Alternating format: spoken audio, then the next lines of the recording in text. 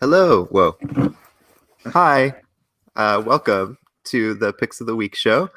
This is a show where we like to talk about some of the cool single issues that just released that we're excited about and think that you should check out. We are the Cape and Cowl crew. My name is Cody, aka the Mutant Menace, and I'm joined by my fabulous co-hosts here, Aton and Kevin. How you doing tonight, Aton? I am great, and I want to point out to everybody, if they can't see my name, that I'm the real Mutant Menace, not to be confused with any imposters. I totally did see that. I saw that. Hold on. There we go. So funny. But I'm good. I'm ready to talk about some sweet comics. There we go. Yeah. Cool. How are you tonight, Kevin? I'm so good. That's great. I'm ready for comics too. Well, I'm fine. Thanks for asking. I'm definitely like very, very cold. I can't feel my toes, but I'm excited to talk about comics with everybody. Hey, Cody, how are you doing?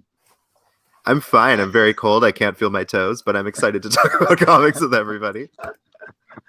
Oh, good. All right, that's cool. Let's do it. We'll host with the most. Take it away. All right, I'll start.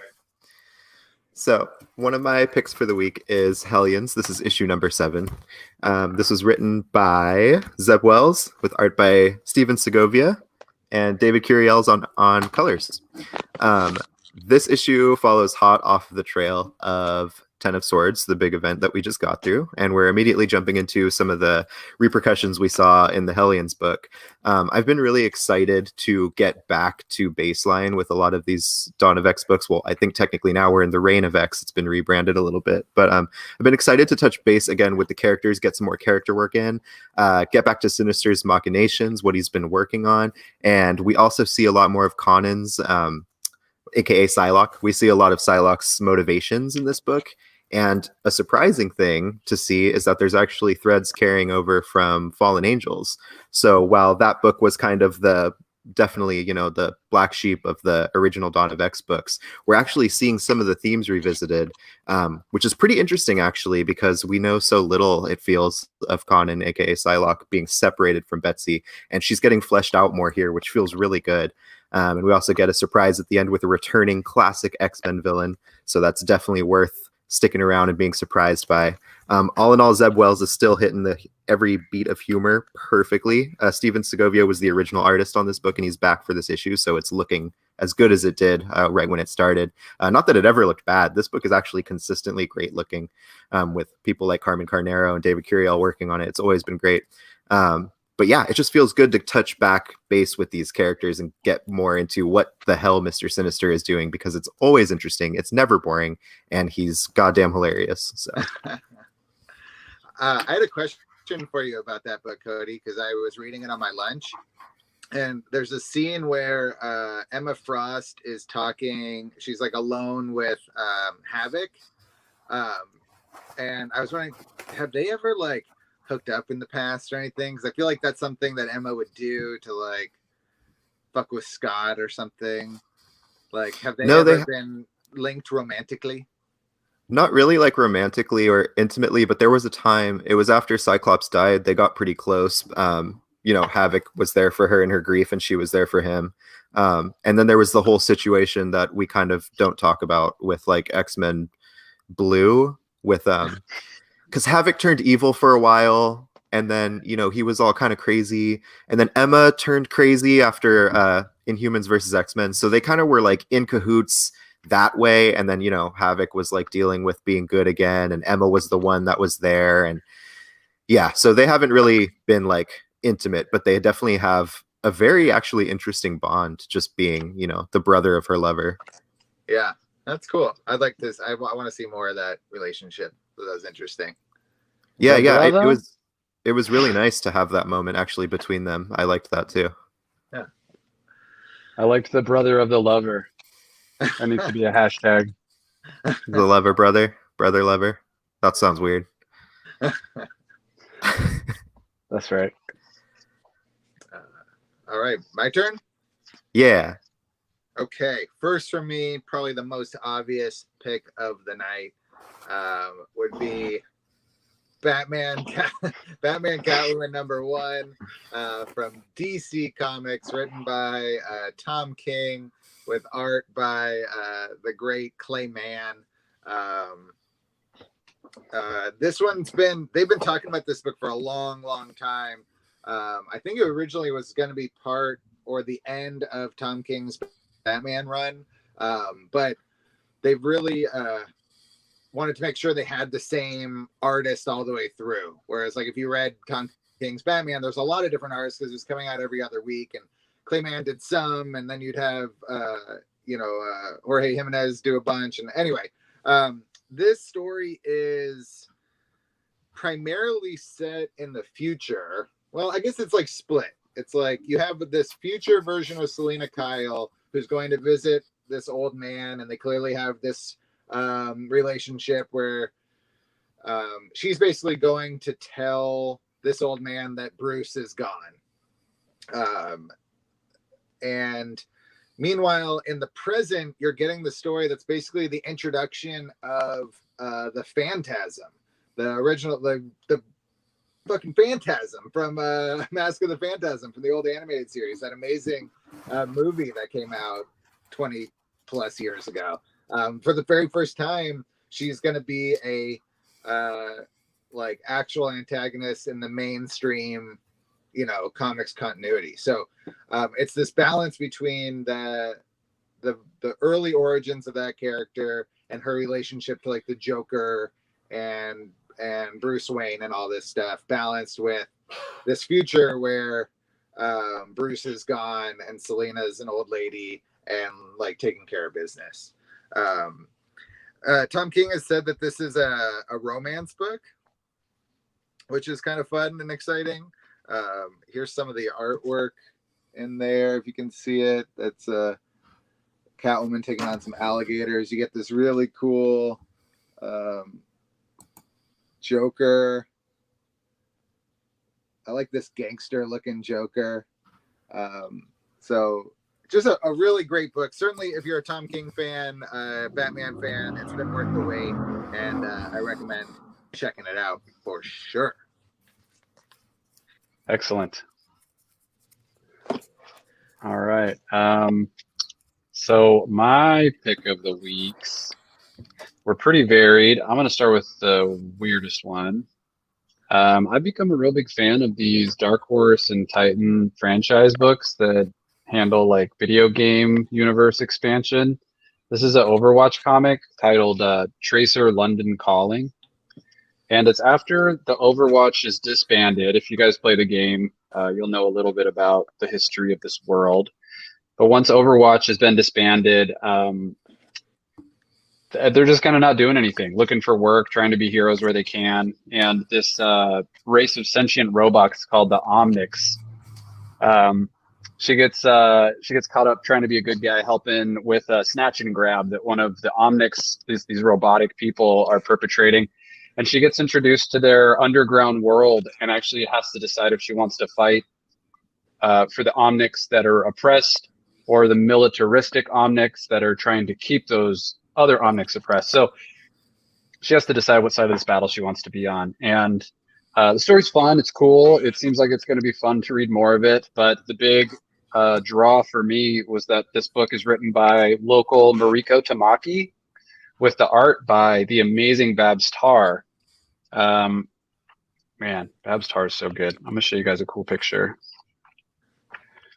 Where is the picture? Okay. Mariko tweeted out and put on Instagram that book is out and that people should buy it here. Look at Babs Tarr's Tracer. It's so freaking good.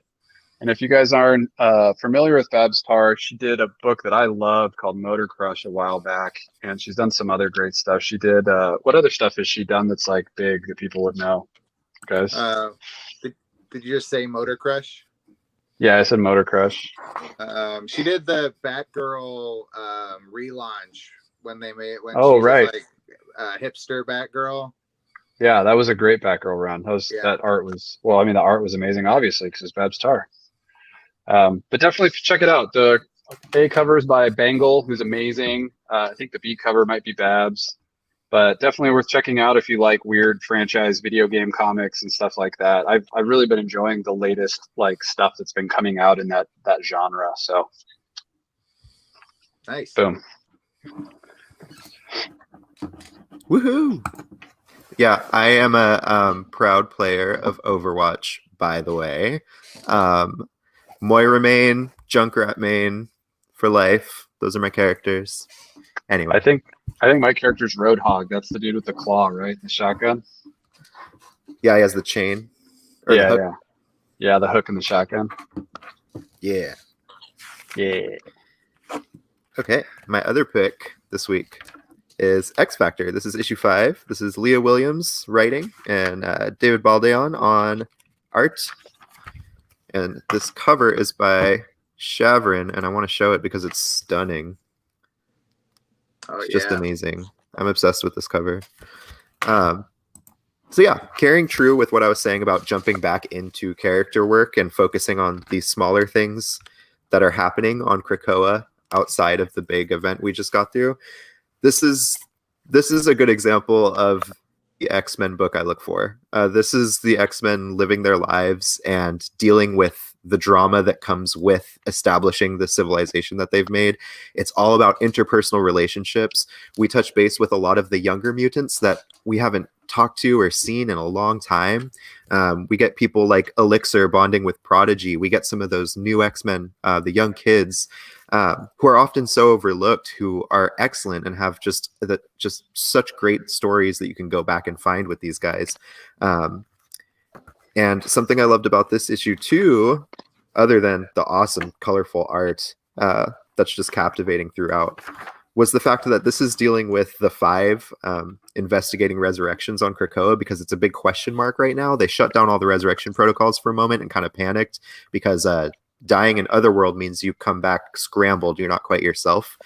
So the 5's been investigating that. We jump back into that side of what's going on. So honestly, like this reign of X that's we're going through right now in the X books, it just feels like a return to form that I was kind of missing throughout the event. I like the event a lot, but it feels good to revisit these themes that kind of didn't disappear. They were still present in Ten of Swords, but they, touch base with them again. And this is like soap opera X-Men. This, like I said, it's all interpersonal relationships. It's 100% what I look for in my X books, because the characters are just so deep with all this history, and storytelling potential is just so deep, and you can plumb the depths of who these people are. And Leah Williams is kind of, in my book, unparalleled when it comes to that. She really and makes it a way to modernize and humanize them in new ways with our modern age too, which is something I always love about her work. So yeah, this was great. And it felt like really long. I don't know if anybody else felt that way. Like, not in a bad way. I was just like, wow, like so much is handled here and so many character beats. We get a character beat with Emma Frost where she's mourning the fact that we lost Rockslide, spoilers, in Ten of Swords, and how this hits Emma so hard because she's a teacher. She does all of this for the kids. She didn't even want to be part of Krakoa at first because she's like, really? You're going to put all the mutants on an island again? We tried that and we got like wrecked. And then she's like, one more time for the kids. Like, Emma's all about the students. And so to have that moment of her just like bereft, and have Danny Moonstar of all people in this book. So you get full like character moments like that of just that are just speak so much about the characters. And Leah Williams has such a good grasp on it. So I recommend it to anyone. And if you're confused or you don't know who some people are, just come talk to me because I want to talk to you about it. I liked it a lot. I thought it started with some real heavy stuff too, right? We're discussing like confirmation of mutant deaths, and that whole opening scene was real heavy. That kind of added, I think, the weight and made it feel a little longer, because I remember when I was reading it, I was like, wait a second, why the F was she in Mojo World again? And I don't know. It was cool. It was cool to revisit that and get some movement. Yeah, absolutely. I just wanted to highlight this real quick because it's so nice. What's up, What's on the mind? Hi, friend. Thank you so much. Hey, Kirk. Said he can't stay, just showing some love. We appreciate it. Thanks, buddy. Thanks, buddy. Cool. Okay, my next one. I was not expecting this at all, but it definitely, very clearly was a pick for me. Justice League Endless Winter #1. It's the kickoff of this like small, I think 8-part Justice League event that runs through these specials, an issue or two of The Flash, an issue or two of Justice League, and a Teen Titans special, I think. And it's pretty straightforward. It appears to be the Justice League versus like the Frost King, who's like the Superman's Fortress of Solitude isn't in like Antarctica anymore. He moved it to the moon or something, I forget. But he like left some Kryptonian crystals behind, and so like people are finding them, and now the Frost King wants one. Because why did he do? Why did he move it? He needed more. No, why did he leave stuff? Oh, that seems irresponsible. I don't know. I bet it wasn't Superman. He's got these robots, these Kellex robots in the fortress. And I'm guessing some robot didn't pick up all his pieces. Superman's probably about to go back and clean up after them, but these guys beat him to it. It's worth mentioning too that the artist on this one isn't he an old school Justice League artist? Yeah, so it's Howard Porter, who was the artist on Justice League when Grant Morrison was doing it back in the 90s. And it's co-written by Ron Mars and Andy Lanning, who are both like, Ron Mars was the co-creator of like Kyle Rayner Green Lantern, so he was writing for DC primarily in the early to mid 90s. Andy Lanning has like come and gone, I feel like, from DC for a long time, but also definitely was, I think of him more as like a late 90s kind of DC guy. But it feels like, and I think part of why I liked it so much is it felt like a 90s DC comic, and I mean that in like the most affectionate way.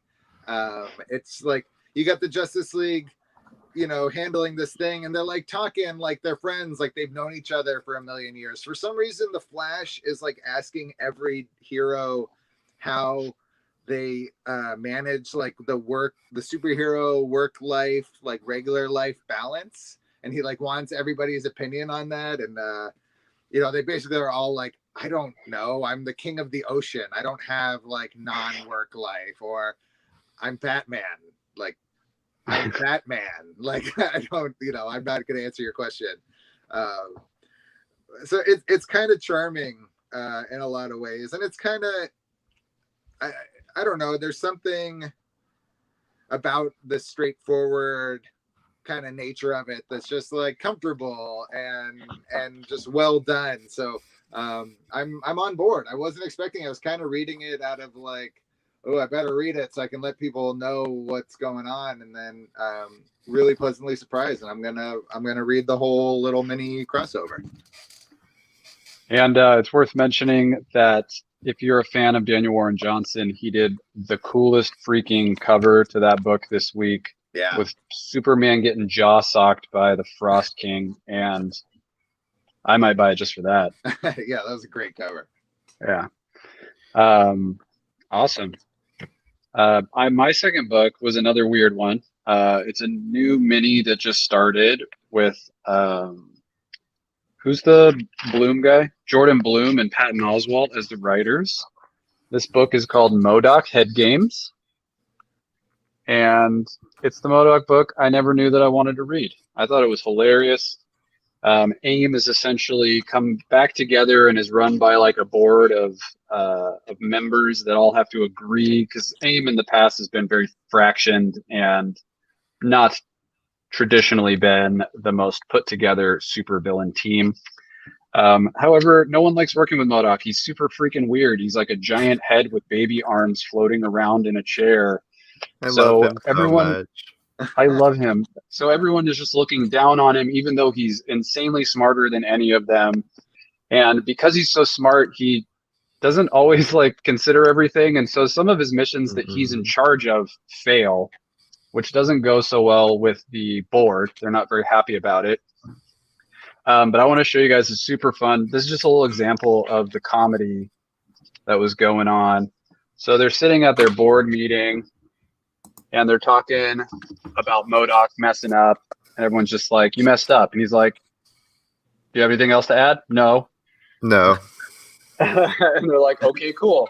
And then Modoc says, well, while you were complaining, I rewrote the algorithms to popular social media sites and basically caused a stock market crash, which resulted in AIM making more money, like or making the same amount of money as they would have on the job, plus 12% interest. Like, and everyone's just kind of like, oh well, okay then. But they're still not happy, and so they're trying to push him out of AIM. And I think that everyone forgets that Modoc is a freaking murder machine. He might look like a big head with baby arms, but you guys want to see what happens when Modoc goes full Modoc? He's designed for killing, right? He's designed for killing. Like, look at that. He's like buzzsawing dudes in half, blasting psionic beams. Just like AIM is like, we're gonna take you down. I don't think so. I didn't know until reading that issue that Modoc was a real regular person that like transformed into that. I thought he was like always a giant head with little baby arm and legs. I think that one of his counterparts even calls him freaking baby arms or something like that. It's pretty funny. And throughout all of this, Modoc is kind of having this weird internal glitch where he's remembering things that didn't happen. He's remembering a family that is unfamiliar to him. And so he sets out to figure out what the hell's going on with him while at the same time, maintaining his place in AIM. Whether that means destroying it and building it back up from the ground up or not, that remains to be seen. But super fun. I thought it was great. If you like weird, quirky stuff, I would check it out. Patton Oswalt knocked it out of the park with Jordan Bloom. Modoc, head games. We also have a couple cool variants for it as well if you're looking on the site.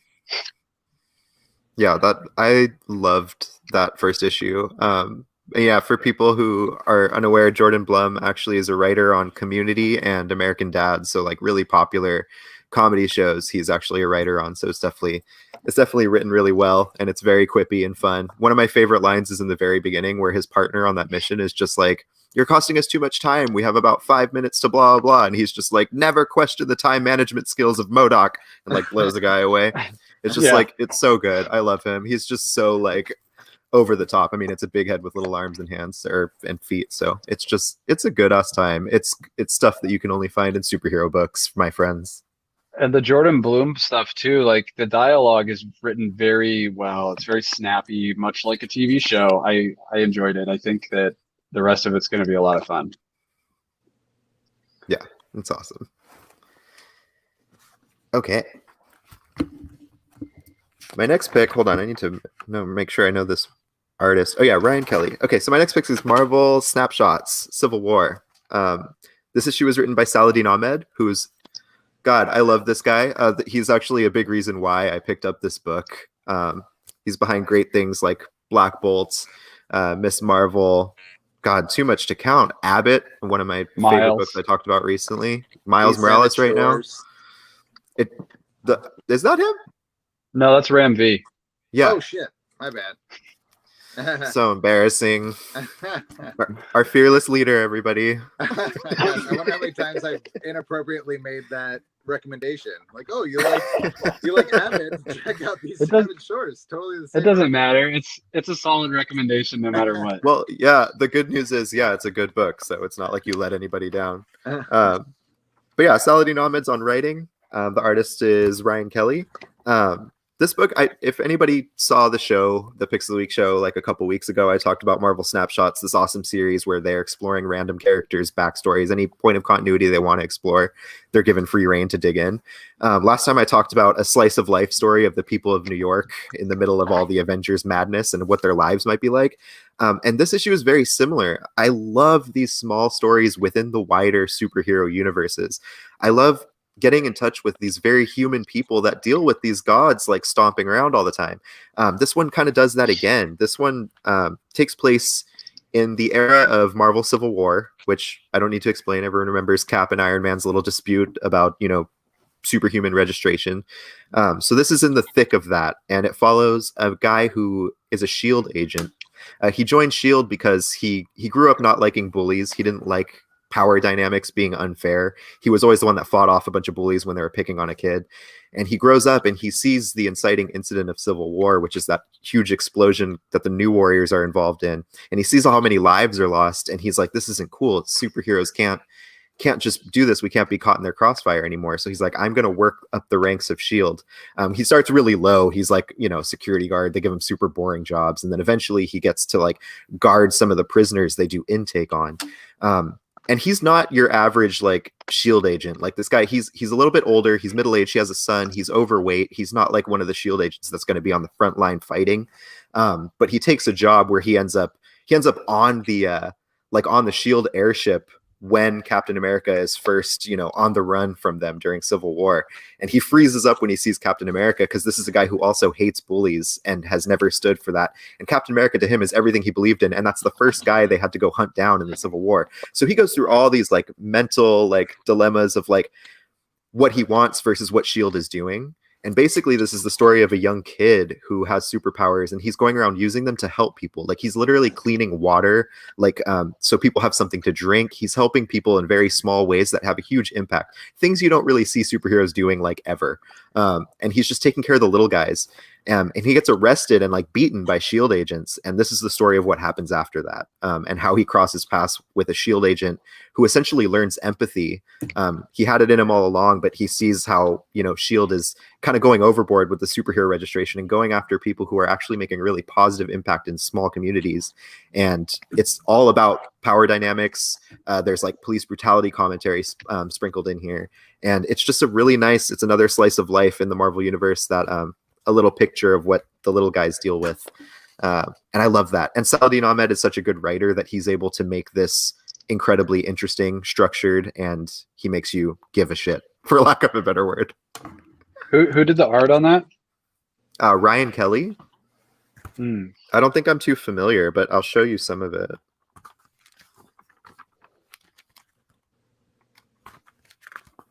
Dead Air is fun. I like it. That name sounds familiar. I was trying to think of where I've heard it before. I have nothing. But yeah, he like freezes up when like he's supposed to take down Captain America, and Maria Hill's like, "Why the hell did you freeze up? You're useless in the field." Blah blah. But this is Captain America actually meeting the kid who's the star of this. Oh, I like the art. It's nice. And Captain America is very like all about the people, and that was certainly his stance during Civil War. So he sees this kid doing all this good, and he helps him, and essentially changes his life because he's like, no, what you're doing is right, and like it's dangerous, but you're standing up for what you believe in, and that's the only thing I've ever told people to do. That's cool. That's awesome. Yeah, it's really good. You make me want to read those. I think when they inevitably, when they collect all those snapshots together, I'm going to give them a read because I do like those. Like I like Marvels where they, it's kind of like Marvels. It's kind of related to Marvels, right? The old Alex Ross. Yeah. It's just that concept applied to other things in the Marvel universe. Exactly. Right? Yeah. Yeah. I'm going to have to read. And like I said, I didn't get a chance to, I don't think we were even doing this yet, maybe when the Cyclops one came out, but that one blew my mind. Any fan of Cyclops, anybody who loves Cyclops, and even if you don't actually, God, that one is so well written. It's written by Jay Edidin, who hosts the Explain the X-Men, Jay and Miles Explain the X-Men podcast, which is a fantastic podcast. And Jay wrote that book, and it was so cool because nobody understands Cyclops quite like Jay Edidin. So it was just awesome. Yeah, I want to read those a lot too. Some of my favorite stuff that's happened in the last several years has been those stories that are purposefully inserted in between very well-known character story arcs in the past. Like that Zach Thompson, Lonnie Nadler, Cable. Like that was so freaking cool. So it was so good. Yeah. Right on. Okay, my last one. I'm going 3 for 3 DC. This is unexpected. I mean, when would I ever pick 3 DC books? I usually try to vary it, but this week I did all Marvel. I had it's okay. I'm just being a Cody. I'm being Cody, opposite Cody. But this issue, Strange Adventures, it's issue 7. So this book's been going on for a while. But it really took, and the Strange Adventures is another Tom King book, with the art duties split between Mitch Gerads and Evan Doc Shaner. And for like 6 issues, this book's a real slow burn. It's a real character kind of deconstruction of like Adam Strange, who is like kind of he's just always been there. He hasn't really been like, he hasn't really had his moment. He's not really a straight up superhero. He's just like a space adventurer. And because all his antics happen on Ran, right? Like nothing ever happens really on Earth where he has to be Adam Strange for the most part. Yeah, like he gets, oddly, he would be like in the Justice League sometimes, and you'd be kind of like, why is this guy there? He's got a ray gun and a jetpack, and like he's not really adding value to my Justice League experience right now. But yeah, he looks cool, and when a good artist does him, he looks cool. Yeah. But so they kind of had a blank slate to do whatever they wanted with him. But they also really focused on like his wife, who's from Ran. And they really been setting her up as this, like, you don't know if you can trust her. You figure you probably can't. You know, Adam has been accused of a murder in this story. And it seems like she's trying to cover it up for some reason. You have Mr. Terrific investigating it. You have Batman involved. Anyway, it all, though it has been a slow burn for the first 6 issues, it's really felt like it was going in a certain direction. And now here with issue 7, starting the second half of the story, I think it takes a big kind of left turn. And it really changed my expectations and my kind of view on the characters in the story, particularly Adam Strange. Like he, up until this point, he's looked like the soldier who's maybe had to make some hard decisions, but who's always like ultimately to save the people and, you know, bring peace and all these things. And now in this issue, we're starting to see some cracks in that story. And it's really interesting and very cool. So I've been enjoying this, and I think this issue kind of like reinvigorated my interest even more. Like now I'm really like, give me issue 8 because I want to know, you know, what are these people up to? Now I don't trust anybody except for Mr. Terrific. He's the only one. He's the only person in this book that I trust, and Batman. But anyway, so Strange Adventures 7. Everybody should be reading this. DC fans, Tom King fans, Marvel fans, Image fans, baseball fans. Just read Strange Adventures and let's see what the hell's going on here. I've always looked at Adam Strange as kind of like a band that's big in Japan, you know, like Adam Strange is tight, but he's super tight on Ran. That's like where all the fucking homies are like, Adam. Yeah. That's been him in my head forever. So I like that the book's kind of changing my perspective of his character a bit. Yeah, I've always thought like I liked Adam Strange, but I didn't know why. And I think it's just because he looks cool, and the old covers to his comics are cool. But then I was like, oh, that one Adam Strange story. Wait, no, I don't have that one Adam Strange story that I can, you know, I think Grant Morrison made him cool in JLA once, but I don't even really remember how. So it does definitely feel like a blank slate, which is kind of fun. Yeah, I always thought he was such a drug trip of a character, because I used to have this collection of DC stuff that was like I think it was like Silver Age Origins, which I don't know what that was. Was that Secret Origins? When like, is that what it was called? I don't know. Yeah, but basically, Origins, yeah. It was basically like a collection of like first appearances, though, or not like first, because I don't think it was Golden Age, but whatever. Like after they revamped or whatever, or I don't know what happened. I'm so fuzzy on DC publishing in the very beginning. But like I had like early appearances in like his was so weird to me because, like, yeah, he would like transport himself to the other planet and go fight for them. Yeah. And then just be back. Yeah. Well, and he doesn't transport himself, right? He's transported to Rand when Rand needs him, and then he's transported back when he's done. Yeah, they just like shoot the Ray, and he could be like having breakfast or in the shower, and they're just like, Ray, we need you, and he's like, ah. Yeah, okay. And then he's on Rand kicking it with his wife, and she's like, oh no, and he's like, see ya. No, that's one thing though. With Adam Strange stories, like his wife was always like an equal. She wasn't like this damsel in distress. So that was in the time in the Silver Age pretty rare. You know, if you weren't Wonder Woman, then you probably weren't a woman who was like holding her own with a blaster, wearing pants, like, you know, fighting off bad guys back to back with your husband. So that is one thing you do have to give old Adam Strange stories credit for. But they were like, you know, they were fighting like the orb, you know, and they're just like shooting blasters at it. That's kind of it. All right, I'll do my last one quick. I know we're getting a little long in the minutes. I'll do it like a movie trailer. No, I'm not gonna do that. I don't have the announcer voice going on right now. King in Black, the new big event of the season. We've been building up to this for it has to be over a year now with Absolute Carnage and all the Venom all the Venom issues that have come before. We were all expecting Null, who's on his way to Earth, to make landfall any moment, and all of the powers that be are trying to prepare and get a plan in place to take care of it.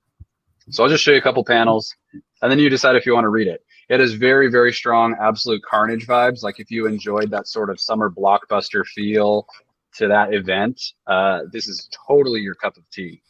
It starts out with Eddie Brock pontificating on a ledge. And when I picked this up and started reading it, I could hear the fucking drums playing. I mean, it was super, super awesome. He jumps off the building, and next thing you know, we got a double page fucking Stegman Venom spread. It's so good. And then I'm gonna show you one more page. As Null's symbiote dragons start to descend on the Earth, we get the double page splash. The King in Black. Look at all those dragons dropping to the ground. It's so damn cool. There's too many dragons. I know. I don't know what they're gonna do, and they can't seem to. And if you guys have been following any of the Venom stuff or the Absolute Carnage stuff, no matter what anyone has tried to do to fight Null, they have just failed. People have been able to hurt him. People have been able to slow him down. People have been able to mess with his connection to his symbiotes. But no one has been able to stop him, and based on this issue, I don't know if they're gonna. How are they gonna beat him? I don't know, but tell me if you guys don't see the casting for this guy as the guy who played the Lannister dad in Game of Thrones. Do you know what I'm talking about? The guy who gets killed on the toilet? Yeah. I could see him playing Null in some cinematic version of this. Terrifying. Even the way he talks just kind of reminds me of that. I kind of just want to do Willem Dafoe again. I could be down with a Willem Dafoe. Look at the symbiote and Venom. Dude, he's about to meet his maker. So good. I don't know why he doesn't have more stuff. I mean, he's clearly very busy on the Venom stuff, but I hope he gets tons more work after this. He's amazing. Yeah. Actually, what if Gary Busey played Null? Holy shit! No, Gary, he's too unhinged. I love it. Too unhinged to be Null. Oh yeah, because there's a certain elegance that Null has. You're right. Oh yeah, he's a very he's got a regal air about him. He's like, what about the guy from The Crown? The guy who plays the Queen's husband. That guy's good. I could see that. You know what I'm talking about? I could see that. Yeah, I do. Make his hair. We'll have to discuss more casting options for this book. So if you guys want to check out King in Black, we got a number of covers available. We also have the secret variant with the Thing in the middle for $15. If you're interested in one of those, you'll have to email us. I don't think we have that on the site. But there's like 6 covers, so take your pick. And for those that picked one up today, we totally forgot to give you the free Venom tattoo. So next time you come to the shop, remind us, and if we still have them, we'll give it to you. Love you. Promise. Also, this kid manipulates water. I said he cleaned water, and that probably sounded really weird. His power is he can manipulate water molecules. I just realized that. Anyway, thank you so much for watching. We love you guys. Bye. Bye.